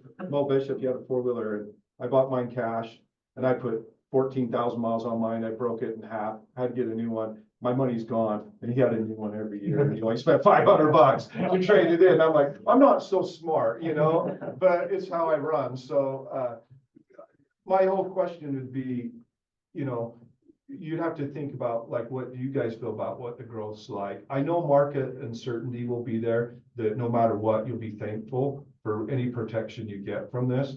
But yeah, it scares me to go bigger. To give you an example, in Springville, we put in 2 of them in 2016 and we spent $2 million each. We got approved on May 17th of last year. We did 3 and they're $4 million each.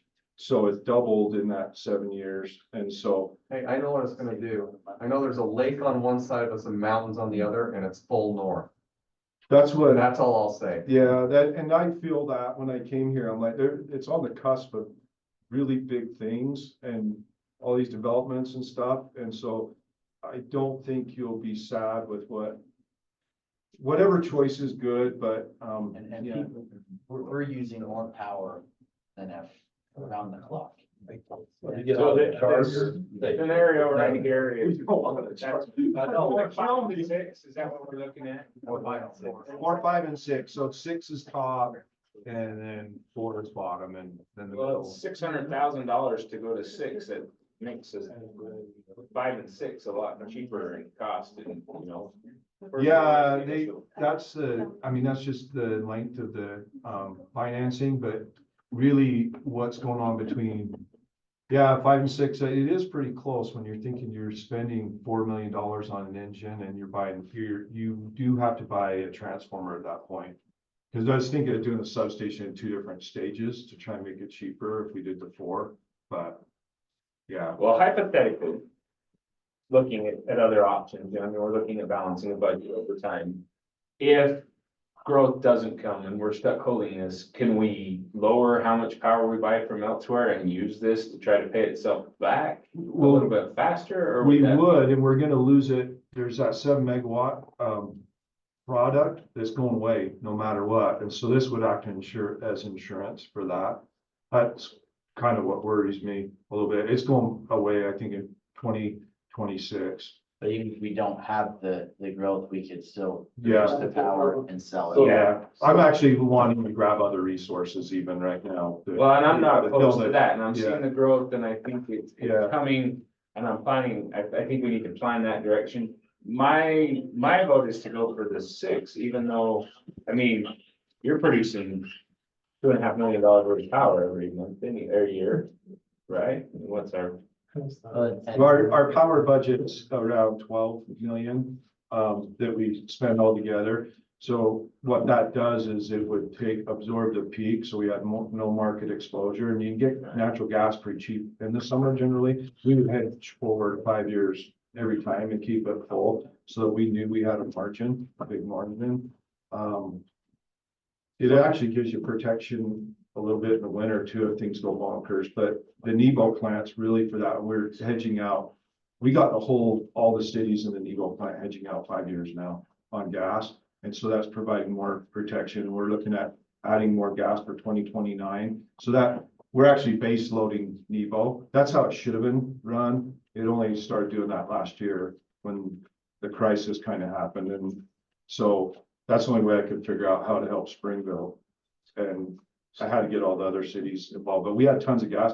What's so crazy is in December of 2022, I made 1.7 million on the gas in that month on Nebo, but then the others didn't hedge. And so they sold our gas, made that money, and then they bought new gas at the market prices and ran it inefficiently because they didn't have the steam turbine and gas turbine together. And so we still ended up losing money because the hedge didn't work. So I had to get all the cities on board and get them all to do the same thing as I was doing at Springville. So, if we went to 6 generators, we don't need that much, can we sell that on the secondary market? Will that be a? Yeah, we could. We will use that. We'll use all 6 even for our loads without much growth. Last year, I got these numbers from 2023. We used less power in 2023 than we did in 2022. So the summer was cooler, and it was in both cities I worked for, it was that way. I don't know if you guys realize, if you thought about last summer, the 100-degree days happened on a holiday and a weekend. And they weren't during business days, and there wasn't multiple hundreds. If you get 300s in a row, the cement and man-made materials get saturated and it goes bonkers, the power demand. So One of the things we've looked at, and again, we're still trying to see how we budget this, but we can run this bonding through UAMPS. They would take the debt, they would own the power plant until we paid for it. And they would just charge us the same fees, but they would charge that through power expense. So we get a bill from UAMPS. So that's one option we've looked at. We're trying to see which one's best for us. We can do it on our, bond through our own power company and do it that way. If the rate's the same, what's the benefit of going through you? it doesn't show up on the city books. It's not a debt to the city. It's the UAMPS and they charge. So other people. We're can- laundering money. That's exactly right. You keep your bond rating low, better, so you get a lower. It helps the city's bond. Yes, Right. yeah. So. Washing our money. So like hiring us. Hiram City's doing it now. I think Reagan City did it. Yeah, Hurricane did it. So can we do this without, because we raised rates because of the heat stuff, can we make this without raising rates? That's where we're struggling. Only the bottom one, I think, See if we can get close on that one. Yeah, it'd Is be that really buying close. 4 new ones or 2 new ones on the bottom? Four new ones. Or three new ones replacing at the 2 top. old ones. And then make the building so it could accommodate, we'd make the foundations and everything in there. And we wouldn't be buying those pieces of equipment. So if we bought 4, can we keep the 4 we have and not get rid of the 60? The 2 old ones are not too good. The guys want to keep the other 2. The problem with these is they use a lot of diesel fuel, so it makes your variable cost pretty high. So they use about 5 gallons of diesel fuel per megawatt. And that's crazy, because you have to take the gallon per diesel, times it by 5, and add that on top of the natural gas you use, and you're using a little more natural gas too than like the spark ignited cats. You knock your variable rate clear down, and then your emissions are better. If we do anything and open our emissions permit, we're gonna get penalized if we don't just stay where we're at. And the new cat engines are natural gas only, they don't run on diesel. Natural gas with a spark plug, and then I already got the emissions engineers, I already went through this before I wanted to talk to you. I want to make sure that would work. Goes back to, we need to spend what we need to spend and be successful. Think there's any grants available to get rid of some of this, stuff with diesel engines and put out? I sure wish there was. I mean, This comes back to the sewer plant. We should have done it 6 years ago when it was $15 million and not $85 million. Power is a scary thing to try to cheap out on. Yeah. Especially as we're using more in the future. And if this is really gonna harness our ability to control it, to not rely so much on outside entities, I think that's a good thing. So the question Brian asked is, last year we raised utility rates 10%. We were in the middle of that study, so he said, we may have to come back to you when we get the study done. And so we raised it, probably should have raised it again, but the study, when Sean came in, he made a more comprehensive study of what needs to be done and that, so we got that done. Now we're giving it to the financial consultants to say, okay, what, do our impact fees and do our things like that, so we can get everything up to date. But I'm not sure what their recommendation is going to be as far as rates. We kind of told them, I don't know if the council has the desire to raise it anymore. It's just making it harder to balance, but we'll keep working to see what we can do. The problem we're having is we have the SUVPS that they're going to start this year. That we put in the budget, that's $650,000 a year. Then we've got this one that's going to be 2.4 million, and then we've got the transmission line that needs to happen. That's about 3 million, so it's just the timing of all this coming at the same time. And it's like double what it was 5 years ago is the other big bummer on all electrical stuff. And as our government, they're wanting to electrify everything. It's made the price on that go up, even though everything else, you'll see lumber drop or sheetrock and all these other things, but the wire and the transformers are not. We're still- And it's none of our goals in here to raise rates. For Right. the residents. That's not what we want to do, but we always have to realize reality. The prices of everything has gone up. So you talk to any business owner and everything's. And I guess, Plan for the future. and I guess the thought for this group is if we get anything accomplished tonight is maybe a direction here.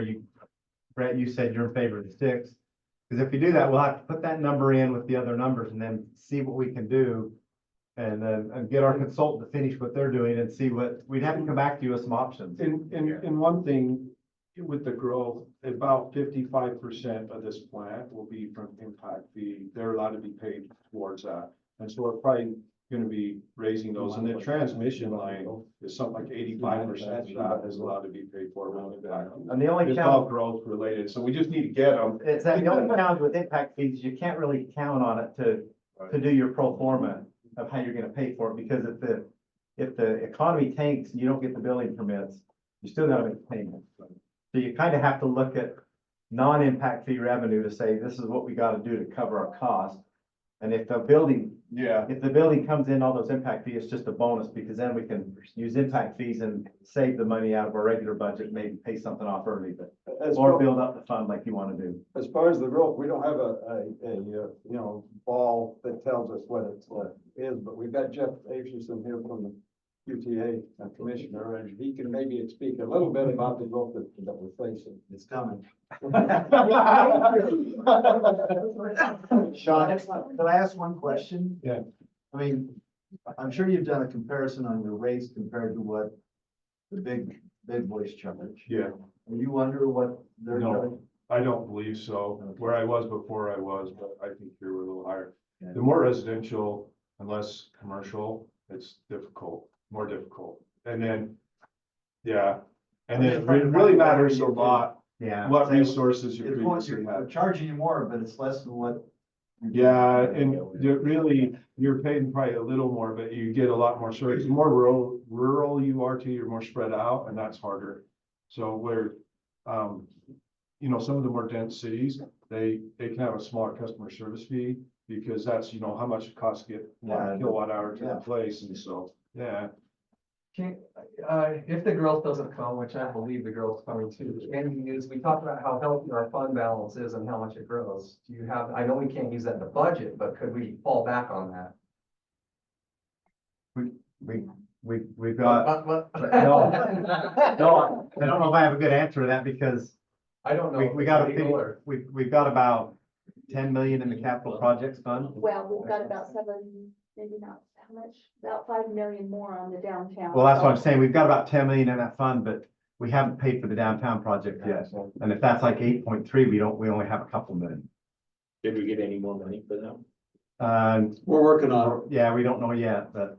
We passed some tonight, so, that's what we did tonight, he said it looks promising. And if we get 2 more million for that Main Street, that'll help us get further to get that project done. So I have But yeah, I mean, we can always look at that. I don't have too much of a problem looking at raising rates if we can tell our citizens we're making this so we can stabilize your payments over the next 5 years, so we aren't gonna have to make big jumps to Yeah. cover costs. If we can explain to them why, but then I think it's a lot easier than just, well, rates are going up but now we have a plan to stabilize it, to help you in the long run. That's what we're doing for the stabilize. Yeah, this is your financial stabilization key, and then like the substations and transmission lines are more your electrical stabilization, and you're right. And what ends up happening is inflation works on for your favor too, where all of a sudden this seems small, the utilities don't go up as fast. I haven't studied what your guys' rates were 20 years ago, but generally, I mean, we didn't raise rates for like 15 years where I last worked, and it's a mistake, because all of a sudden you're putting money aside, but you don't necessarily have a war chest big enough. you should have enough to replace a bunch of your equipment after a 40-year period, you know, and so it takes a lot to get a utility and financial help like that. And that's one of the reasons I think it's very advantageous on a budget, scale to do the taxations, but you see the real facts, the real costs. Sean, if we do nothing and we miss out on some of these other power resources we're currently relying on that are going away, we won't keep the rates the same either. Probably not. No. You're gambling. So Dave asked me that, what would happen if we didn't do this, or what's the highest priority? The highest priority is a new substation in the south part of town and transmission line as far as keeping the lights on. We're maxed out. We're over on 2 of the substations right now, like 20% that we're going over. And so that's really bad. So if you're to ask me to not gamble, what do you need the most? It's those 2 things. It's not the power plant, but if you don't want to be a gambler, this is how you do that. You control your future. I'm not okay with raising rates if it's the same old thing and we just because we had to pay more, we missed out on doing this, but if by raising rates, maybe we protect the residents long-term in the future. You would it's an be. easy stuff. It totally. Well, I mean, just the numbers, you're $100 million savings by doing it. Yeah. And it may be, those are, I'm only showing you the summer. I'm not showing what happens in the winter. There's a thing called the EIM market, and that's the energy imbalance market, and it's in California. And they're having power go to $1,000 a megawatt at certain times. We may be able to get access to that and sell into that on off hours and stuff if we have enough resource. California's doing crazy stuff. Texas is wanting to join the grid now with the rest of us, and they're causing problems too. And, you know, because they have this really low power because they have all these renewables, but then they have crazy things happening. And they're hooked to us with their gas lines, and they've caused really bad problems. In February 2021, we saw $1,000 per decatherm, and we saw $10,000 a megawatt power for a little bit. And a bunch of residents in California, they have the ability to choose their utility. So they're sitting there at their meter and they're bragging to their neighbors, you're getting these really cheap bills for all these years. And all of a sudden there was people that got $10,000 bills, $9,000 bills for 1 month electricity because they were exposed to market. And they're all of a sudden like, what do we do? You know, I don't know what happened with all that. The government stepped in or what, but there was some crazy stuff that's happened.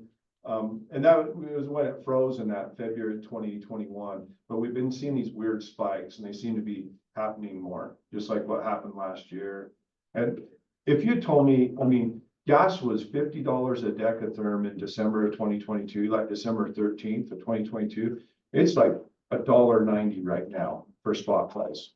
So it's that volatile, 25 times cheaper, you know, it's just. And it can go up just that And it can fast. go up just like that. Well, on impact fee, how much do we have set aside? Aside for the transmission line and the transformer, because we should have had. In fact, Build I up. think we have about, do we have 2 million?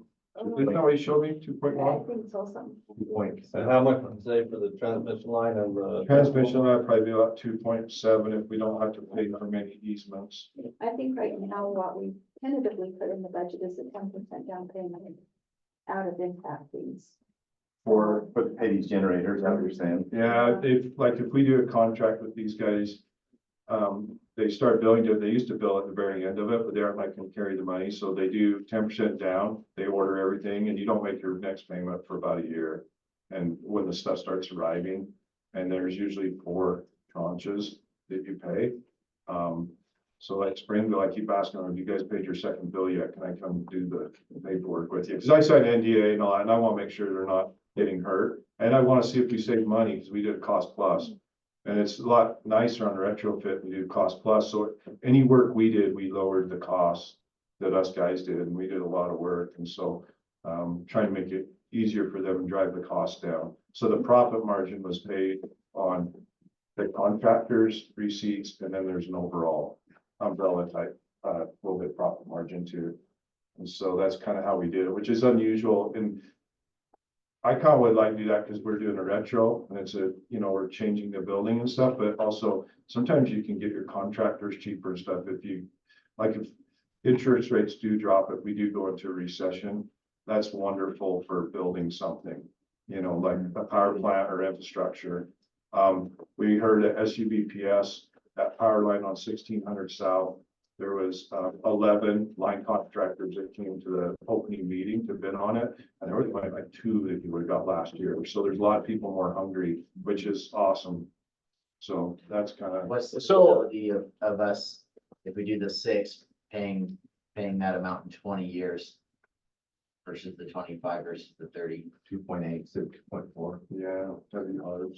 Would that be hard at our I budget? think it would just depend on it, if you're willing to raise. Yeah. Do we have to make that decision now? Is it, or are we penalized if we do pay it off early? If we get the growth and the revenue is there, can we just make bigger payments and just pay it down? On a direct placement, you can pay more. If it's on the market, you get penalized if you pay it off early. There's a certain amount of years because the Yeah. investors want to get their money. But with these numbers here, Brett, yes, because these are direct placements. I think this is through Bank of Utah. Bank of Utah is the only one that are doing a 30-year amortization. If Zion's Bank said if we go to the 20-year, our financial advisor said they could probably get 4 or 5 bids for a 20-year one. But 30-year, the Bank of Utah seems to be the only one that's willing to go out that far on a direct placement. So how long do those engines last? About that 30-year engine? No, 'Cause we don't wanna probably go 30. longer. If we run them the way I'd like to see, probably 40. No, the 30 years not bad if the life. Yeah, it should be 40. The ones that are in there, well, it's 1963, so We've that's, got 2 engines at 63, don't we? yeah, how old's that? 60? So that's not a bad. 30. I don't see it as a bad deal. My big concern is we're gonna sit and talk about it for a year and a half and that number keeps the decimal place. Well, Perhaps each time I ask you. No, the thing of it is, I think if we want to go through UAMPS, we got to tell them pretty immediately, because they need to get things in order. I think. You guys have to make I- a decision, Can and we maybe explore- before the budget's approved.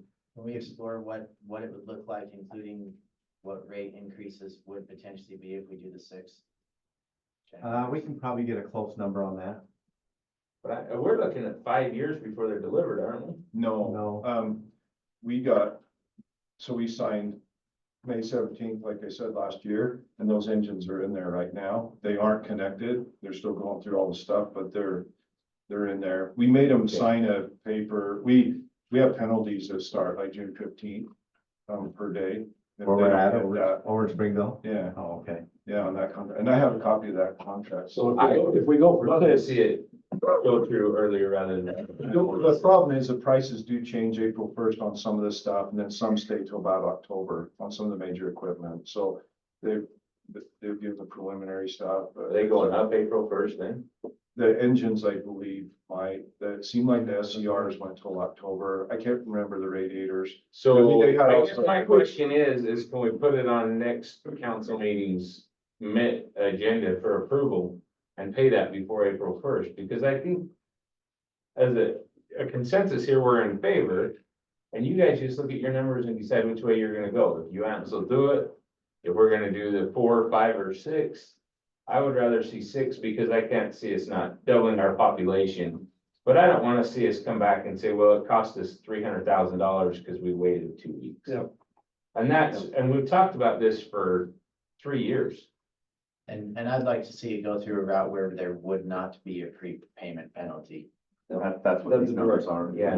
So because if we get a lot of impact fees, we can. Just take pay it Yeah, off, can you save a do- bunch of money. So Can you do a hybrid, like say the interest rate's still low, can you bond for like half of it and then keep half in direct placement? Pay that off faster if you want, and then, I don't know if, I think you've got a lot of flexibility. okay, cause that might be, I say we Well- plan for 6 and see what. We'll have to sit down with Sean, Kathy, and we'll try to do that tomorrow and do some projections. because none of us want to raise rates, but we also, the residents deserve consistent, reliable power. And I know that we approved as a council that you probably aren't aware of, but last year we hit those spikes. They killed us. We lost millions of dollars. So we can, without council approval, raise your city bills. So if that power peaks, the city doesn't eat it. We Well, pass it on. to the customer. we implemented a fuel surcharge. So Yeah. That's in there for that. So that's in there. And so that's where I'm sitting here looking at this, that even if we did raise the base, it may, it would level that out. We can take that peak down and get that I don't wanna be at the mercy of somebody else. No, for that that's, peak that's power. why we And need the that's- 6. That's why I was gonna say, if we could store it in a battery, let's buy more base because it's cheaper and go from there. Is that all your slide? But it doesn't sound like the Yeah. battery's there yet. And it's halftime. in Yeah, case it anybody is was wondering. Once battery, you know, when batteries come, I think it'll bankrupt a lot of utilities. I think it'll be a whole reorganization of like our world. Well, it almost makes you wonder if there's intentional why the battery technology is not where it is. 'Cause it would Maybe. shake things up. Yeah, so 'cause big. sync with nuclear. I mean, I look at those two and I'm going, why not?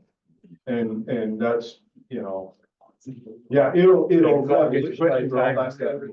Right. It's not bankruptcies everywhere. Do you need a motion, Mayor? The motion to adjourn. I so moved. I'll second it. Okay, all in favor, say aye. Aye.